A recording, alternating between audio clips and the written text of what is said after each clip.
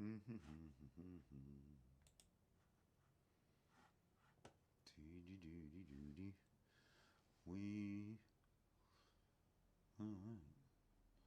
my first number for the night will be a rendition of the longest song you've ever heard in your life.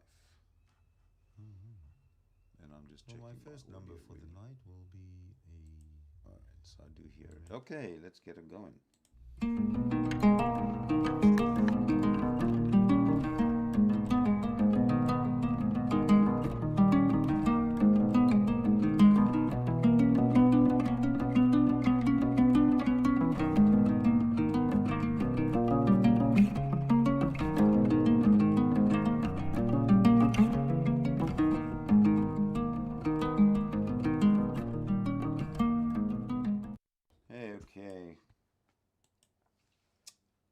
Hello, good morning everybody, good afternoon everybody.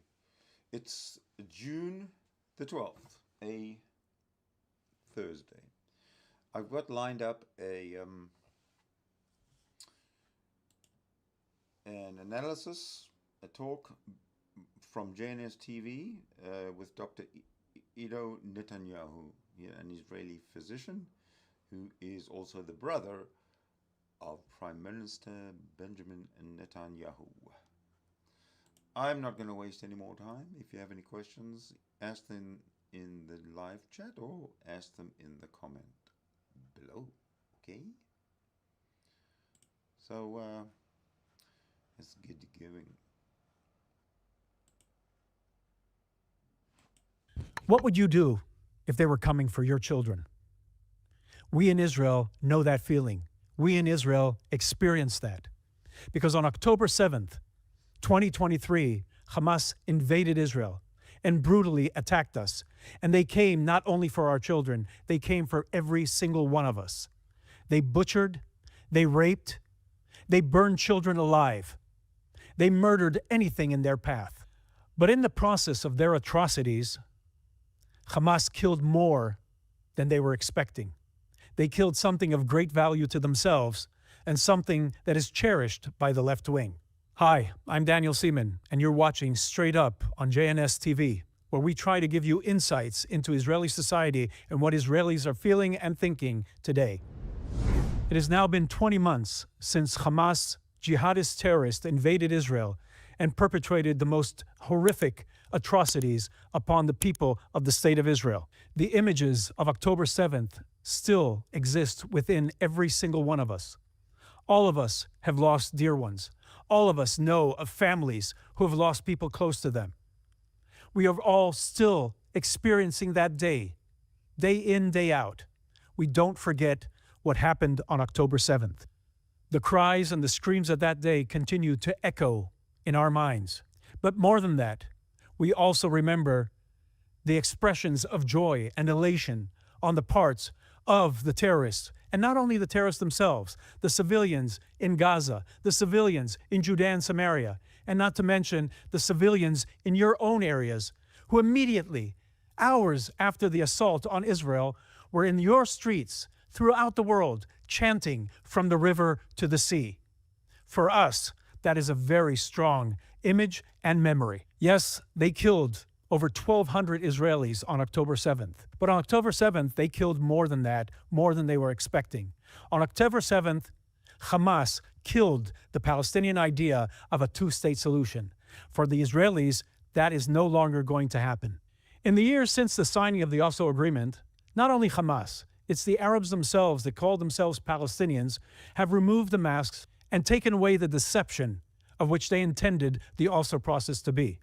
And when you have these demonstrators for Hamas throughout Europe and in the United States who are saying very clearly that not one October 7th, not 10 times, not 1,000 times, but they would redo what happened on October 7th 10,000 times, we're listening and we're very attentive to what they have to say now. For us in Israel, it is very clear what their intentions are. The Oslo process was a farce from day one. Very quickly after this happened, they started with a campaign of terrorism, suicide bombings against the Israeli population here. When we withdrew from the Gaza Strip completely, it didn't turn into this paradise.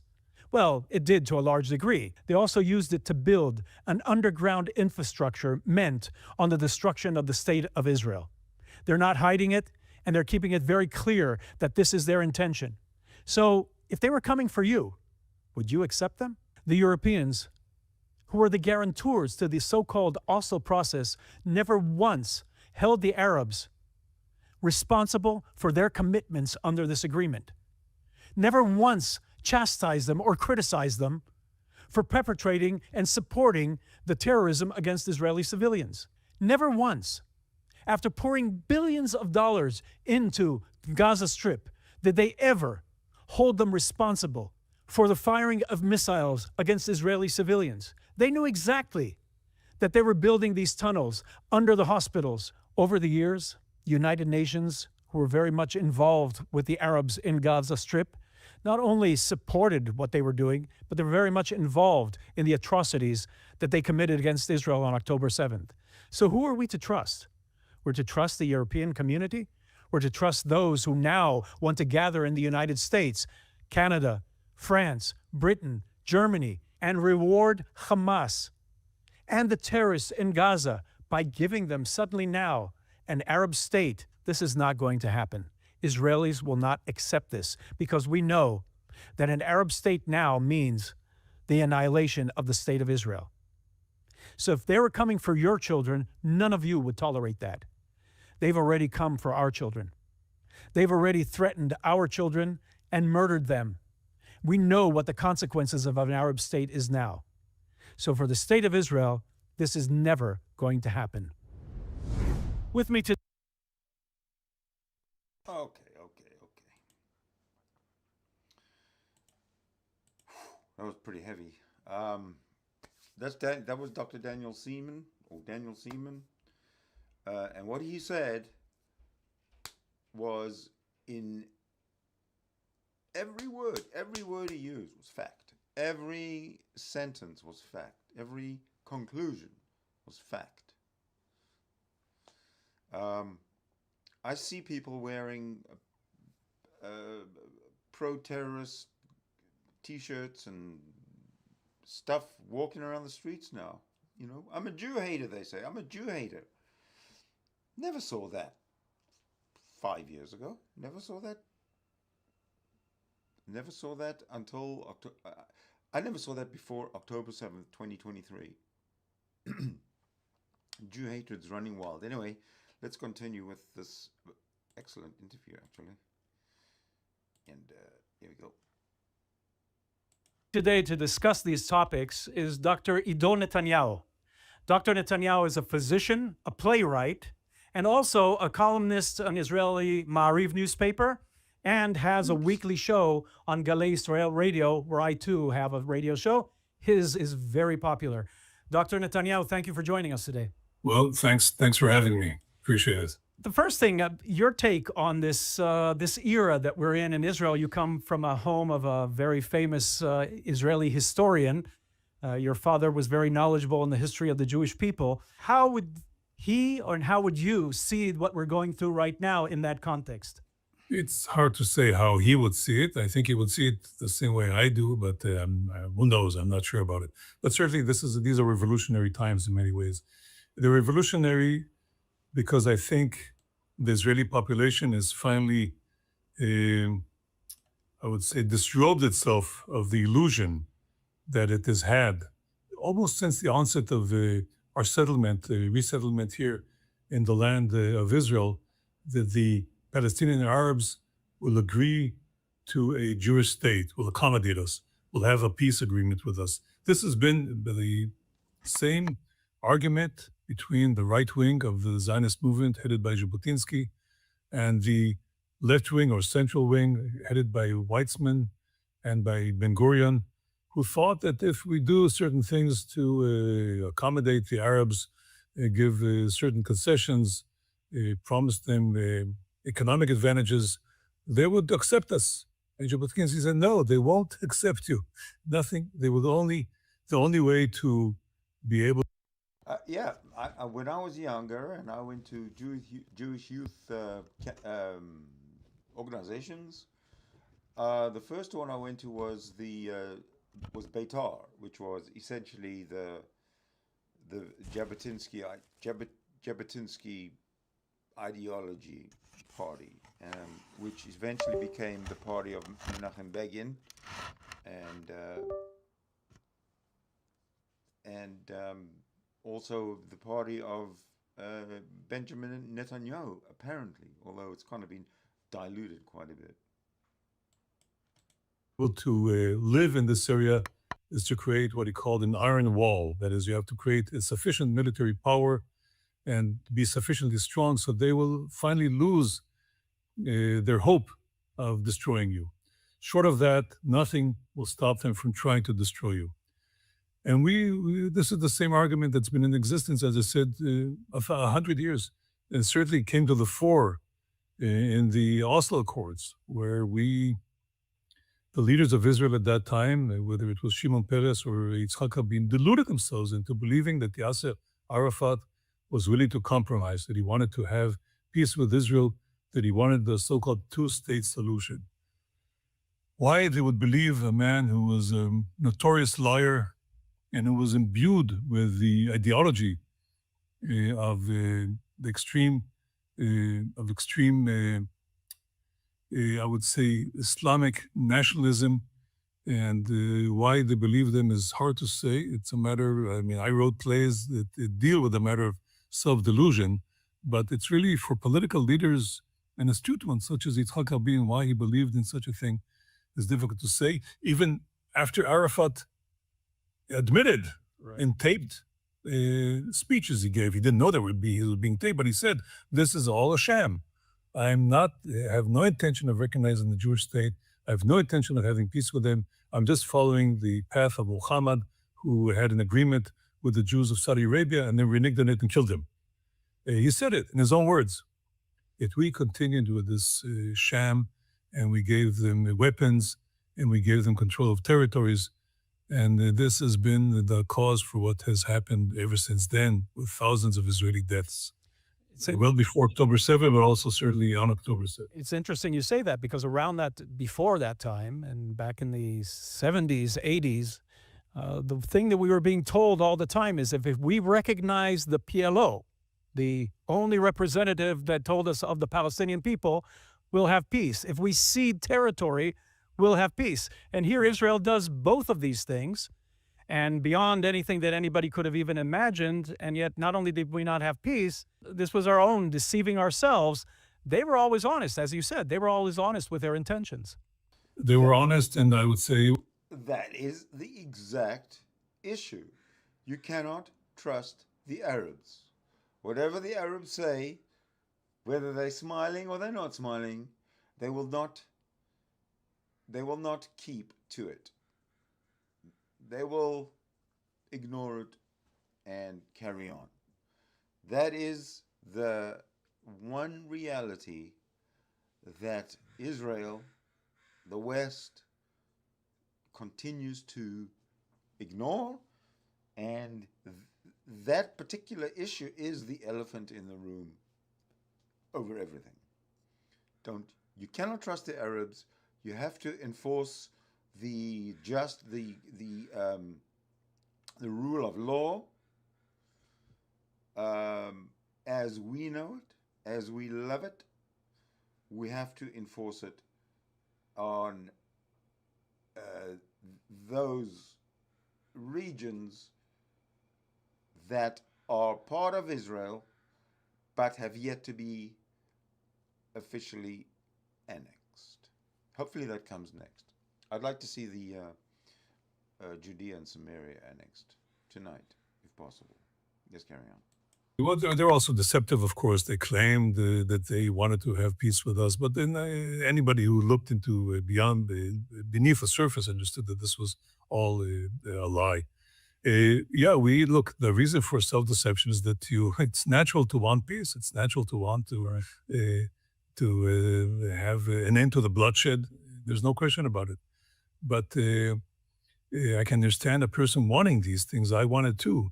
But to be honest with you, I cannot understand the political leader of a nation who is willing to forfeit, who's willing to take the risk that that this is actually um the risk for the people that this ideology means. And so, and what we did, of course, with the evacuation of Gaza Strip, once again, there was a hope against hope. We didn't sign an agreement or anything like that, but there was a hope that if we leave the Gaza Strip and we took out all the Jewish settlers who were living there, we demolished the towns that we built there. We even took out the corpses of the Jews who died there. I say there was not a living or dead Jew in Gaza. There was no Jew. Gaza was totally Judenrein. So we thought, okay, they'll leave us alone. They got what they wanted. Well, they didn't get what they wanted because what they want is the destruction of the Jewish state. This is what they wanted all along. This is what they say they want. And what happened after October 7 is that finally, a great majority of the Israeli population, even on the left, not the extreme left, but many on the left, understand finally that this is what the Palestinian Arabs want. They want our destruction. They want our death. They want no compromise with the idea of a Jewish state. And this is the great revolution that has happened in our time. And we act in accordance with this new understanding. That is, the army acts in accordance with this new understanding, and the population itself acts in accordance with that.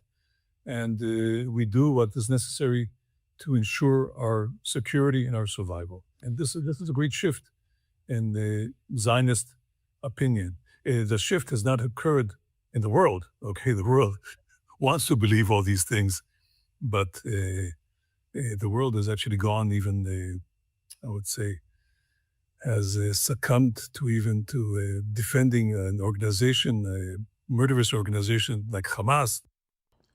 Bingo! That's exactly what's going on. What do you think? Support the Jew haters, the Muslim Brotherhood, the Gazan terrorists, every one of them? Do you support Egypt for closing the door on the Gazans who could not escape the war zone? They were not allowed to escape the war zone. Does that sit somehow not right with you as it does with me? They didn't, I'll discuss that later because I'll go off on a tangent. Let's just listen to this gentleman here. He makes a lot of sense. That's also, it shows the state of the West, of the left in the West, of the liberals in the West. That is a different matter. But the world maybe still believes in this so-called two-state solution, but no Israeli in his right mind I don't. believes in it or can believe in it. See, Not after October 7. I think that's also happening in the Arab world. Right now it's on pause, the Abrahamic Accords, but it was sort of an indication when this started happening that a lot of the Arab countries, first off, accept the presence of Israel. I'm not going to say the existence, but the fact that we're present here, understand that there's what to benefit from Israel, and also we're moving away from that understanding that that whole cause, the cause célèbre that they celebrated, was diverting away from their own countries and from the development of their own countries. Do you also see it that way? Do you have that understanding of what is happening in the Arab world? Well, it's very hard to say what is, you understand, we know what the leaders of some of these Arab countries want. It doesn't mean the population wants it. It's hard to say what is the basic feeling in what's called the Arab street. Right. Because the Arab street is very much affected by the propaganda. Hold on a second. How can you say you don't know what the feeling is on the Arab street? The Arab street has been there since before October 7th. The Arab street has been silent since October 7th regarding the hostages. So we know what's on the Arab street. The Arab street is, I guess, maybe for their own survival, but the Arab street is Jew hatred. Support the global intifada. I mean, it's way more dangerous than everybody actually realizes. And unfortunately, I think it's going to, the self-realization of everybody that, shit, we're in trouble.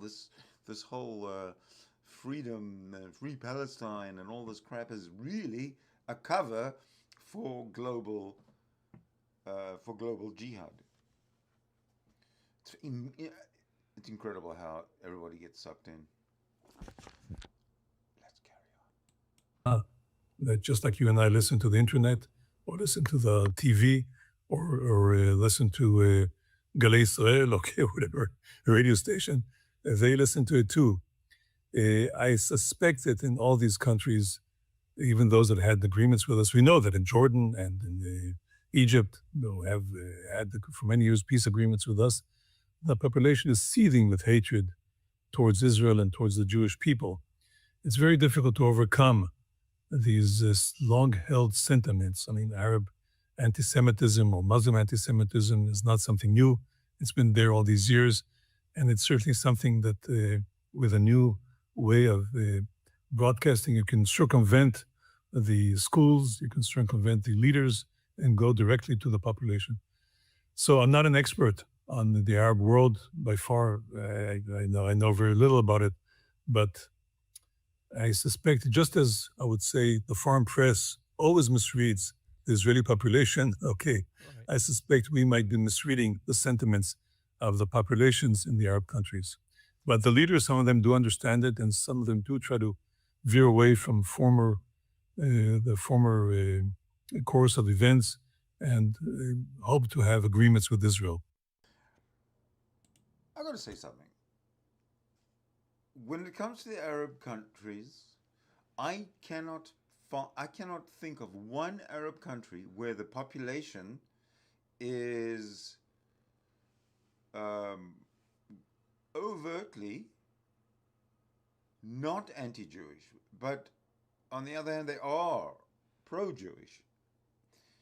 But I can think of a Muslim country where a lot of the population is pro-Israel, yet the regime, the authoritarian thug regime of Iran, who are not Arabs, are as anti-Israel or anti-Jew as any Arab nation, because there are no Arab nations that have a huge population that support Israel.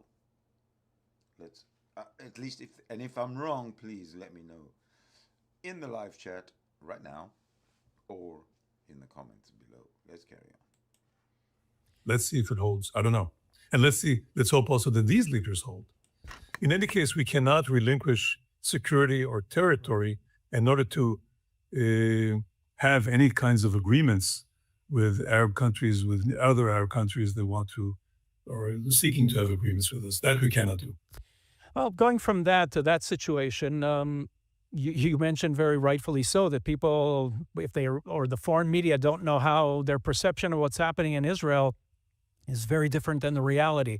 What are your takes on the strife happening here and before the October 7th war and since the war in Gaza? Is it as bad as being projected through our own media, unfortunately? Or are you, what's your take on that? It's bad in the sense that it's very extreme, but I would say it's really the very virulent protests against the government, against the right, I would say, are being backed by a minority of the Israelis. It's the same minority that never accepted the idea that the right wing in Israel in 1977 took over the country. They never accepted the fact that Begin became prime minister, never. And always felt that it was something that's temporary. And indeed, occasionally they were able to win the elections, but on the whole, they were losing the elections. And they were losing the elections because slowly the population understood that what they have to offer does not make sense. First of all, economically, whatever, they were socialist. That, of course, was laid by the wayside. Israel thrived economically once it moved to a free enterprise system. But also in terms of the idea of, once again, as we talked before, the idea of having agreements with the Palestinians in order to bring about peace, people understood slowly but surely this does not work. very close after the Oslo Accords, we started having these horrible suicide bombings throughout the streets of Israel, whether in Jerusalem, where I lived at the time, or elsewhere in Tel Aviv also. More than 1,000 civilians got killed. The left still tried to show, supposedly, I think Rabin called it, what did he say in Hebrew? But in English, I would translate it as the victims of peace. No, I think it was Shimon Peres coined that term when... Maybe. Korbanot Shalom. that was just Peres. Maybe. Korbanot Shalom, can you imagine? But under the population understood it, which is why they threw them out very quickly and brought back the right-wing government. That's another thing that we forget. We forget about the intifada, the suicide bombing, the terror that the Arabs brought into Israel. They blew themselves up. They didn't care. They loved death. And that's another thing. When you're dealing with the Arabs, you're not dealing... There is no common ground. You love life, they love death. That's the end of it. So they got to go. Israel has to annex Judea and Samaria. Perhaps they need to annex Gaza, because look what happens when they leave. Look what happened when they left. It's caused the biggest disaster in the history of the Jewish state, of Israel. Let's carry on. A right-wing government. Right. And this has been the case, and it's certainly the case now after October 7. So, but the old guard of the left still does not accept it, never accepted it. People my age, for instance, those who live in kibbutzim, who are indoctrinated in a certain way, in a certain manner of thinking, to them it's impossible that they are not in charge, okay? And that's the strife. It's a big strife between two differing populations, I would say, in terms of control of the country.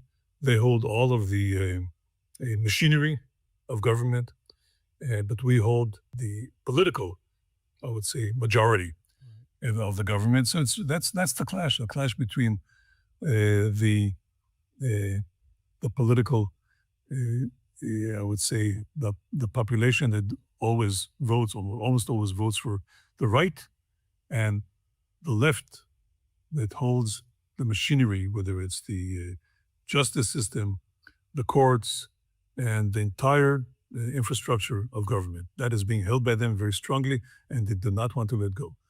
And the minute we try to take over these things, because that's what we should be doing, since we were elected to govern, they're out in great protests in the streets and everywhere. And this is what's been going on. I think eventually, even though they have the Supreme Court on their side, eventually they will lose out. Their control is undemocratic. It's against any kind of democracy that I know. And therefore, in the end, they will lose out.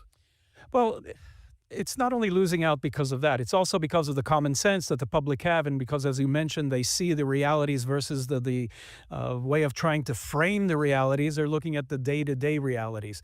But there's another aspect here, why they keep voting for the right wing, and also for somebody that you may well be familiar with, just happens to be your brother. And I mention this not to talk about him, but the public. There is support for Netanyahu, and people abroad don't understand this because the media here keeps projecting as if there's something wrong with it. But I asked you previously to give such a sort of a concept of what we're going through historically. You and I both know we're a little older. I'm a little younger than you, but we're older than the average. And we both remember, I'm sure you'll confirm this, that for years we were told that Israel cannot conduct a war for an extended period of time. We're a small country, we're dependent on other countries, and yet we've been able to not only maintain this war for a year and a half, anybody in Israel right now doesn't really feel the full, besides the day-to-day and the fact that our sons and fathers and brothers all are serving. I'm talking about what you would expect from a war being an all-out war on 7 different fronts. Israel is still maintaining that, and our economy is sound, and the country here is very strong and very determined. And I think a lot of this came from the policies that were contradictory to what generations of Israelis did since the beginning of Zionism. Your brother was the one who moved these policies forward, which were less socialist and more what you would call the Western concepts of governing both economically and politically. And Yeah, am of course. I wrong about that? Without a strong economy, there was no way we could do all these things and wage such a lengthy war. That's absolutely true. Look, what happened in Israel was that it was a very, people don't understand that, but at the beginning, it was a very, very socialist country, probably the most socialist country outside the communist sphere. Yeah, I remember that. I remember that when I was young, growing up in I was young in this sort of mid-60s, I guess. That's when I was learning about Israel, and Israel was a very, very poor country in a way. But yeah, the socialist side of it was stressed to us. You know, the planting of the trees and the working of the land and the songs and the dancing. It was all very, very socialist. That's the way I remember early Israel in the 60s. And the reason had to do with the makeup of the initial population of Israel in 48. People might, certainly Israelis maybe know it, but certainly a foreign viewer might not know this. But the Zionist movement, the official Zionist movement at that time was controlled by Ben-Gurion and the socialists. And the British did not allow free Jewish immigration to the land of Israel. They allowed the Arabs to immigrate as much as they wanted to. They wanted them to immigrate into the land. But they did not want the Jews to immigrate beyond a very small number. And they would issue. This is kind of new. I never really thought about that or considered that or even, I didn't even know about that. That the Arabs were allowed free immigration into mandatory Palestine, but the Jews were not. Even though the mandate for Palestine was originally drafted as a homeland for the Jews, the whole of Palestine, including what's today Jordan, including what's today Judea and Samaria, including what's today Gaza. Yes, because during the 48 war, the Egyptians tried to attack from the south and take over, get to Tel Aviv, and of course the Israeli army stopped them, but the Egyptians retained control of the Gaza Strip. That's history, folks. Let's carry on. Certificates. This Right. so and so can immigrate in a certain time, and who gave out the certificates? Who controlled them? It was controlled by the Jewish Agency, which was controlled by the left. And so what happened was that, and so they brought in their people. They didn't bring in the people from the right. In Poland, probably half the Zionist Jews were on the right, maybe more than half. But they all remained in Poland and they were liquidated by Hitler. And so the makeup of the Jewish population in Israel in 48, when the country was established, was skewed very much to the left. Abnormally, this was not the Jewish people. It was not representative of the Jewish people. Take note of what this guy's saying. It was not representative of the Jewish people. They were just, well, let him say. It took a long time to do away with this socialist system that strangled the economy. That we were totally dependent on handouts from the American Jews and some handouts from the American government. But once we did away with that, certainly the Jews economically always do well if they have freedom to do things.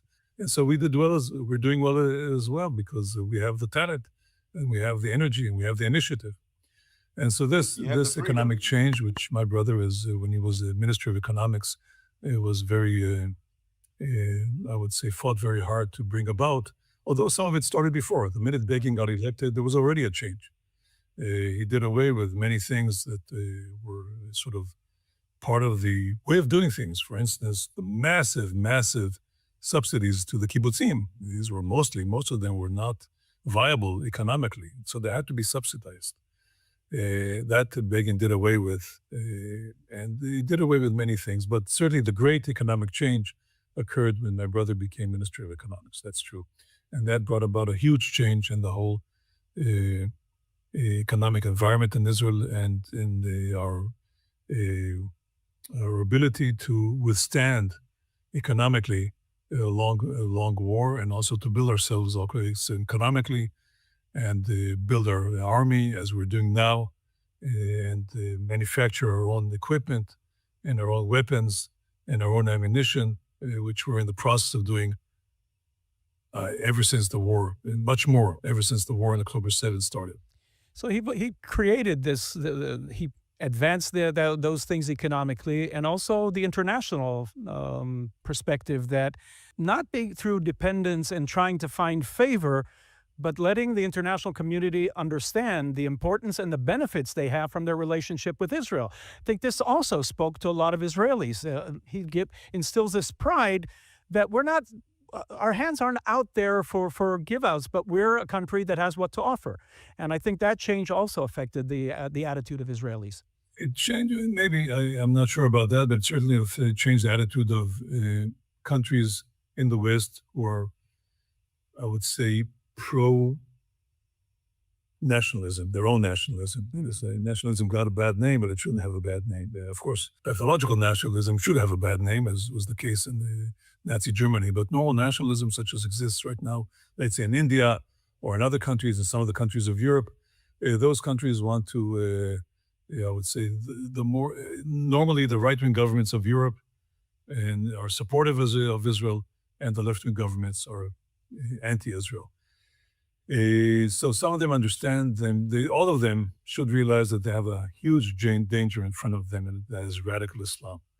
They refuse to acknowledge, or some of them, many of them refuse to acknowledge this danger. Refuse. They want, like in Israel, they want to bury their heads in the sand, like in Israel, like Israel did with Oslo Accords. But some of them understand there is this danger, and so they understand that Israel is indeed at the forefront of fighting this movement that wants to destroy the West, okay? They hate Israel because they hate the West. It's not the other way around. They don't hate the West because they hate Israel. Because they hate the West, they hate Israel as a Western country. But we are standing at the forefront of the struggle. So some in the West understand this, many in the West understand this. Many, unfortunately, don't or do not want to understand it. Okay, once again, wishful thinking. They think they can get along with these people. They won't be able to get along with them because they're out to destroy them. And they can learn from our experience.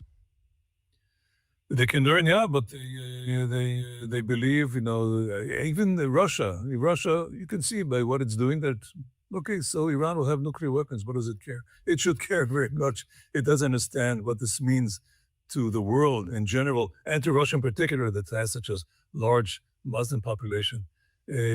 But I don't know. I think they're also burying their heads in the sand. They don't understand.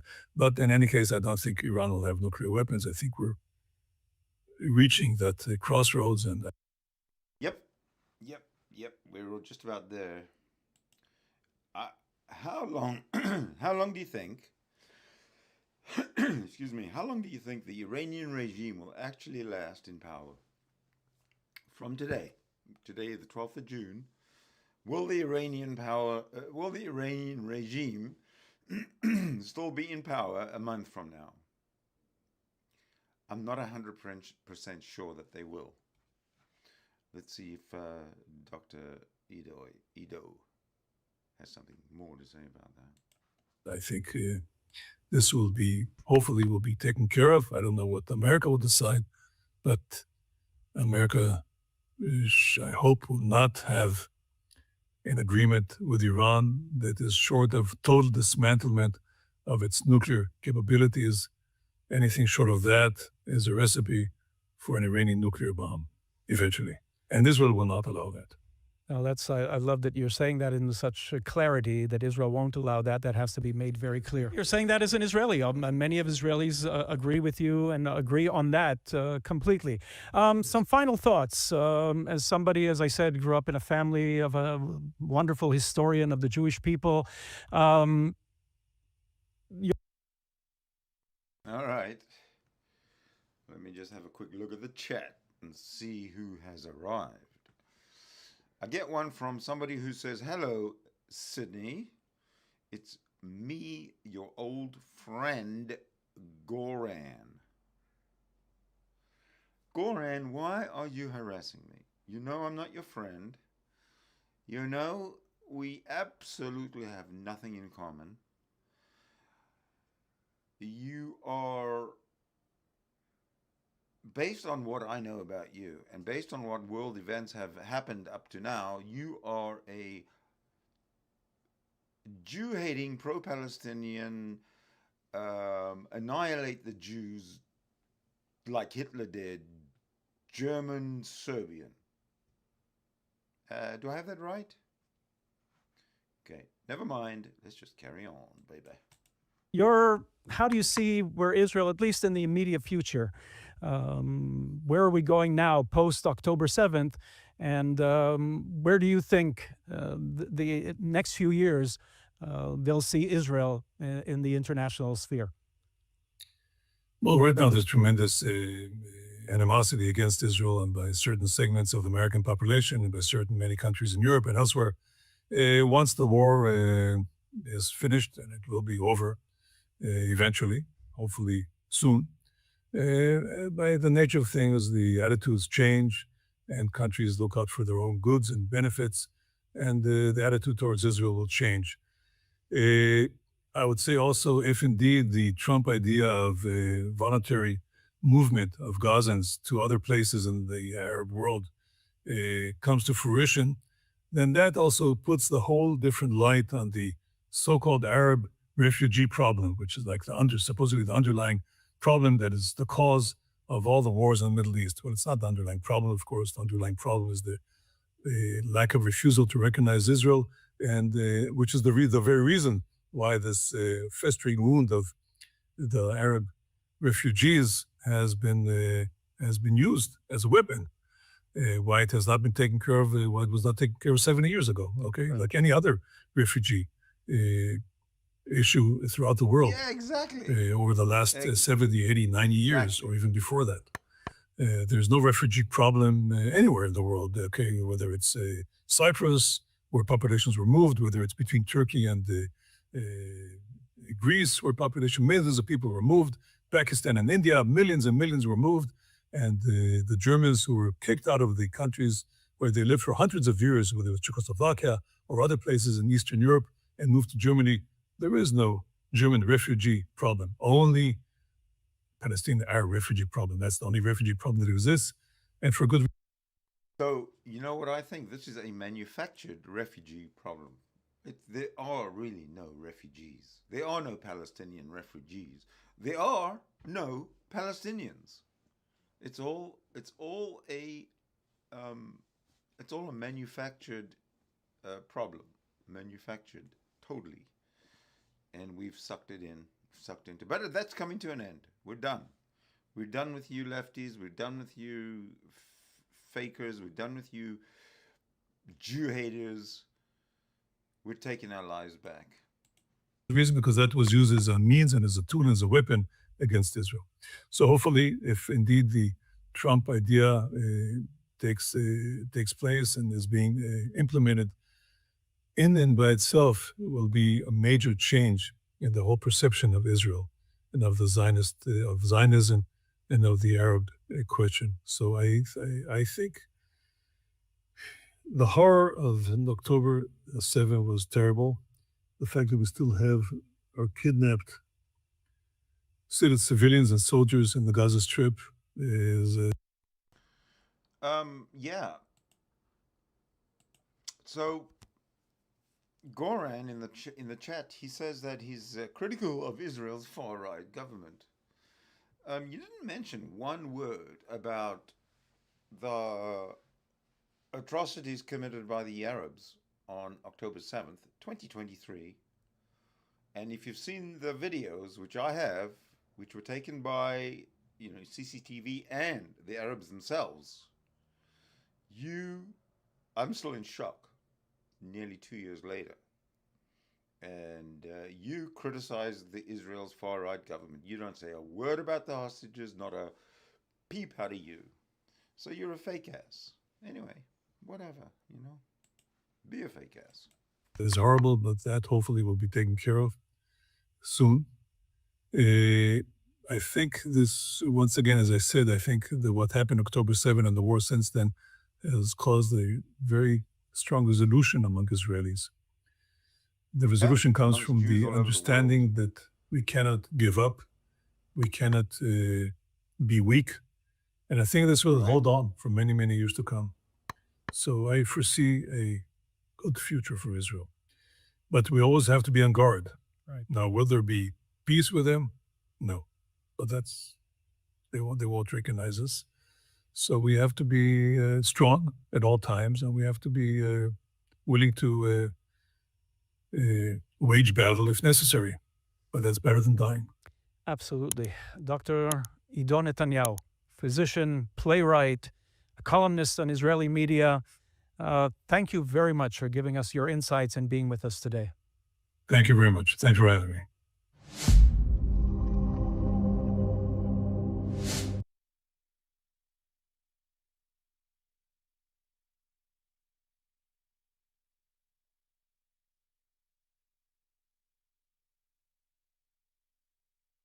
Oh shit, I was muted. So what did you think of that totally factual presentation of the history of Israel and the situation today? We Jews are under attack. Inasmuch as I am an atheist, and inasmuch as I don't agree with anything, well, I don't agree with a lot of things about the Jewish religion and their religious practices. In fact, I actively oppose the religious Jews. Don't like them at all. Don't like what they stand for. I don't like what they promote. And I don't like the fact that they're given this some kind of I'm a rabbi, therefore they get a pedestal. Rabbis are dumb shits, just so you know. But we're still Jews. Me, the atheist, and the guy with the curly locks who's an idiot. He's still a Jew. And Hitler and Hamas are going to come for both of us, irrespective. So don't think that they're not going to come for you next if you're not a Muslim. I do want to take this to maybe not right now, but I do want to open up a room where we can gather and talk about these things like we used to do in the old days, remember? It was fun. We're going to do it, and I will set it up. Oh, it's already set up. I just need to do it.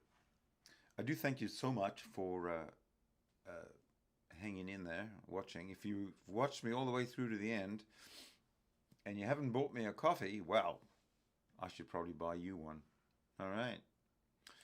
I will see you hopefully shortly in the next one. Take care, everybody. Bye.